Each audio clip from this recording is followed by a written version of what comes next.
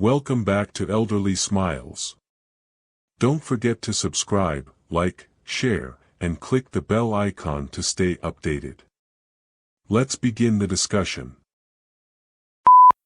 Hey everyone, let's talk about something that can be a real challenge as we get older. Yeah. You know, staying strong. Yeah. Keeping our energy up. Right? It's easy to feel like our bodies aren't what they used to be, but the good news is we're not powerless against these changes. Absolutely. You've shared some really interesting research about how what we eat can actually help us maintain muscle strength, especially after 60. Yes. Let's dive into it. What's fascinating here is that this age-related mental loss actually has a name. Okay. Sarcopenia. Sarcopenia. And it's more common than you might think. Mm-hmm. After age 30, we start losing about 3 to 8% of our muscle mass per decade. Wow. I had no idea it was that much. Okay, Yeah. so we're losing muscle. But what does that actually mean for our day-to-day lives? Well, think about simple things like getting up from a chair, carrying groceries, climbing stairs. Right. As we lose muscle mass, those everyday activities can become surprisingly difficult. And it's not just the physical aspect. Many people experience a real sense of frustration and even a loss of independence when they can't do the things they used to do easily. That makes a lot of sense. Yeah. It's not just about lifting heavy weights. Yeah, It's yeah. about being able to live our lives comfortably and confidently. So what causes this muscle loss in the first place? Is it just an inevitable part of aging? Aging definitely plays a role, but it's not the whole story. Okay. As we get older, our bodies produce fewer hormones like testosterone and estrogen, which are involved in maintaining muscle mass. Our metabolism also slows down a bit, meaning we might not be as efficient at using protein from our food to build and repair muscles. Mm-hmm. And honestly, many of us just aren't eating as much protein as we need to support our muscles as we age. Feels like a combination of factors working against us. Well, you said we're not powerless against this, right? Yeah, That's where diet comes in. absolutely. While we can't stop the clock entirely, we can definitely slow down muscle loss and even regain some strength by focusing on what we eat.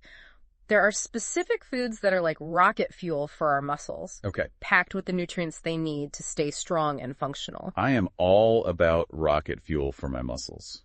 Let's hear about these foods. I'm ready to take notes. There are 9 foods in particular that I want to highlight, Okay. each with its own unique benefits for muscle health. And the great thing is they're all pretty easy to find and incorporate into your diet. Perfect. Give me the rundown. What's the first muscle-boosting superstar on our list? Let's start with a simple one, eggs. Eggs. They're a fantastic source of protein, and they contain all 9 essential amino acids, which are the building blocks of muscle. I know eggs have protein, Oh, but what makes them so special for muscle compared to, say, a piece of toast? it's all about an amino acid called leucine. Leucine. Leucine is like a signal flare that tells your body to start building and repairing muscle tissue. Mm. And here's the key. As we get older, our bodies actually need more leucine to get that muscle building process going. Interesting. Eggs are one of the best sources of leucine you can get. So it's like our muscles become a little less responsive to the signal, Yeah, so we need a stronger signal. exactly. Interesting. I usually just eat eggs for breakfast. But it sounds like I should be adding them to more meals. That's a great idea. Eggs are incredibly versatile. You can add them to salads, sandwiches, stir fries. The possibilities are endless. Okay. Eggs are officially on my muscle building menu. What's next?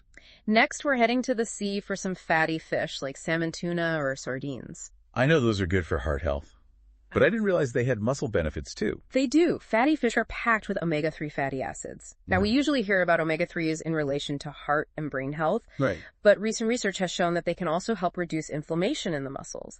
Inflammation is actually one of the key factors that contribute to muscle loss as we age.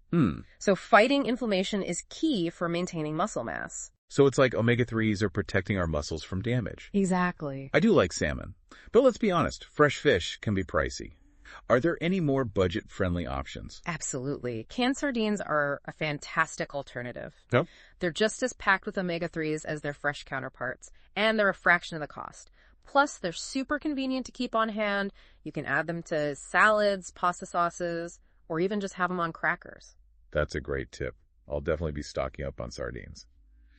Okay, what else we got on our list of muscle-boosting foods? Next up is a classic, lean meats. All right, lean meats. I know they're a good source of protein, But is there anything else about them that makes them especially good for muscle in older adults? Sure, lean meats are not only rich in protein, but they also provide a specific combination of amino acids that's especially beneficial for muscle growth and repair. Think of it like this. If protein is the building material for muscles, Okay. amino acids are the different types of bricks and mortar we need to create a strong structure, lean meats deliver that perfect mix. Makes sense. It's not just about getting enough protein overall. Right. It's about getting the right types of protein. So how much lean meat should we be eating?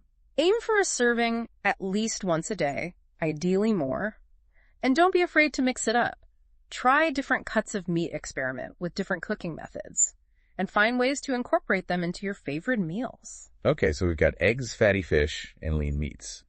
What's next on our muscle-powered menu? Now let's move on to a plant-based powerhouse. Legumes, Oh, beans, lentils, chickpeas. I love legumes. I add them to soups, salads, even make veggie burgers with them. But I'm curious, how does their protein content compare to the animal sources we've talked about? That's a great question. While legumes might not be quite as protein-dense as meat or eggs, they're still a valuable source, especially for people who prefer a more plant-based diet. And here's something interesting. Yeah. Combining legumes with grains like rice or quinoa creates a complete protein, meaning you get all 9 essential amino acids, just like you would from an animal source. So it's like a plant-based power couple. Legumes and grains working together. Exactly. That's good to know. Are there any specific types of legumes you'd recommend? They're all beneficial, but lentils are a good choice because they cook quickly and don't require soaking. Black beans are great for adding to soups and stews, and chickpeas are delicious in salads or hummus. Okay, I'm adding legumes to my shopping list. What's the next muscle-friendly food we should be eating? Let's talk about milk and dairy products. Milk. They're a great source of calcium, which is crucial for strong bones, but they also provide a good amount of protein. Hold on, I thought calcium was just for bones. What does it have to do with muscles? Calcium actually plays a vital role in muscle contractions. Without enough calcium, our muscles simply can't function properly. Think of it like this. Calcium is like the electrical signal that tells your muscles to move. Wow, I never knew that. So a glass of milk or a yogurt is like sending a power surge to my muscles. No I'll way. drink to that. And for people who are lactose intolerant, there are plenty of plant-based milk alternatives fortified with calcium, like almond milk or soy milk. Good to know. Yeah. Okay, what other food should we be loading up on to keep our muscles strong? Let's move on to leafy green vegetables, especially spinach. Spinach. Spinach is a nutritional powerhouse, packed with vitamins, minerals, and antioxidants. I've always thought of spinach as more of an iron-rich food. How does it help with muscle strength specifically? While spinach is indeed a good source of iron, it's the nitrates that really make it a muscle-boosting superstar. Okay. Nitrates are compounds that convert to nitric oxide in the body, which improves blood flow to the muscles.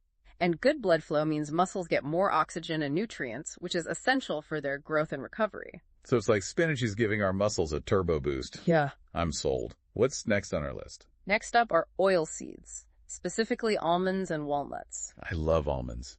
I always have a bag in my purse for a quick snack, but I usually think of them as good for brain health.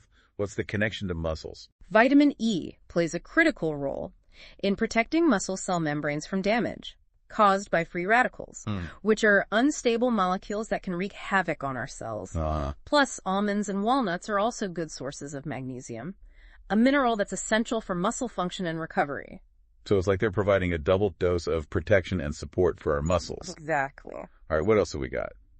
Let's talk about quinoa. Quinoa. It's a complete protein source, meaning it contains all 9 essential amino acids, making it a great choice for vegetarians and meat eaters alike. I've heard a lot about quinoa, but I've never really cooked with it. What's so special about it for muscle health compared to, say, brown rice? While brown rice is certainly a healthy grain, quinoa stands out because it's a complete protein, meaning it contains all 9 essential amino acids our bodies need, but can't produce on their own.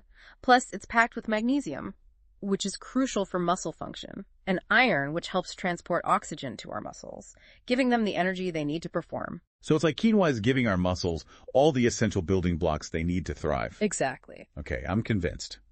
I'm definitely adding quinoa to my grocery list. What's the last food on our list of muscle-boosting superstars? Last but not least, we have avocados. I'm a huge fan of avocados. I put them on toast, in salads, even make smoothies with them. but I've always thought of them as a good source of healthy fats, not a muscle-building food. What's the connection? Avocados are indeed rich in healthy fats, which help reduce inflammation and protect our cells. But they're also a great source of potassium. Potassium? An electrolyte that plays a crucial role in muscle function. Potassium helps regulate fluid balance in our cells, ensuring our muscles contract and relax properly. So potassium is kind of like the conductor of the muscle orchestra, making sure everything works in harmony. Exactly. I like that analogy. And avocados are also a good source of antioxidants, which help protect our muscle cells from damage caused by free radicals. This is fantastic. We've got a whole lineup of delicious, nutrient-packed foods that can help us fight back against muscle loss and stay strong as we age. But I know it's not just about what we eat, right? You're absolutely right. Exercise is important too. Diet and exercise go hand in hand when it comes to maintaining muscle mass. Think of it this way. The foods we've talked about provide the building blocks. Okay. And exercise is what puts those blocks to work, stimulating muscle growth and repair. So like a 1-2 punch. Yeah. The right fuel from our diet and the right stimulation from exercise. Exactly. What kind of exercise is best for combating muscle loss as we get older? The ideal exercise program will vary, depending on your individual fitness level and any health conditions you might have. It's always a good idea to talk to your doctor before starting any new exercise routine. But in general, a combination of strength training and aerobic exercise is a winning formula. Okay. Strength training makes sense to me. That's what actually builds muscle. But I'm curious about the role of aerobic exercise. I thought that was more for heart health. Aerobic exercise like brisk walking, swimming, or cycling is certainly great for cardiovascular health, but it also plays a key role in supporting muscle function.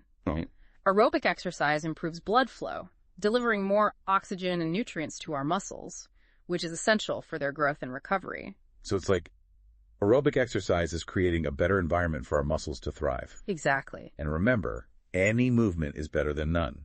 Even if you can't do a full-blown workout, try to incorporate more movement into your daily routine. Take the stairs instead of the elevator.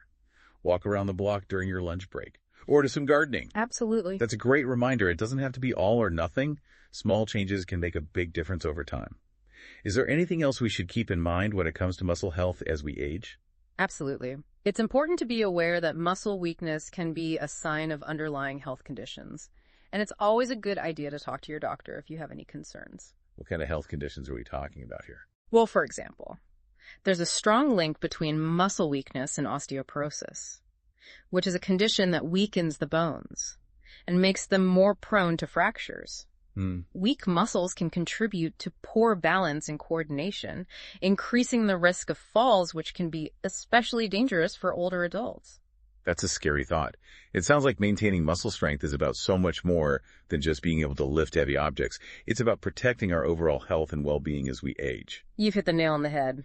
Muscle weakness can also affect our blood sugar regulation, our immune response, and even our cognitive function. Wow. It's all connected. I had no idea it was connected to so many different aspects of our health.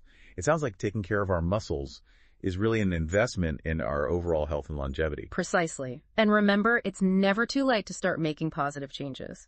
By focusing on a healthy diet, regular exercise, and addressing any underlying health concerns, you can maintain your strength, independence, and vitality for years to come. This has been so enlightening. It really feels like we've uncovered a whole new layer of understanding about how to age well and stay strong. So for our listeners who are ready to take action, where should they start?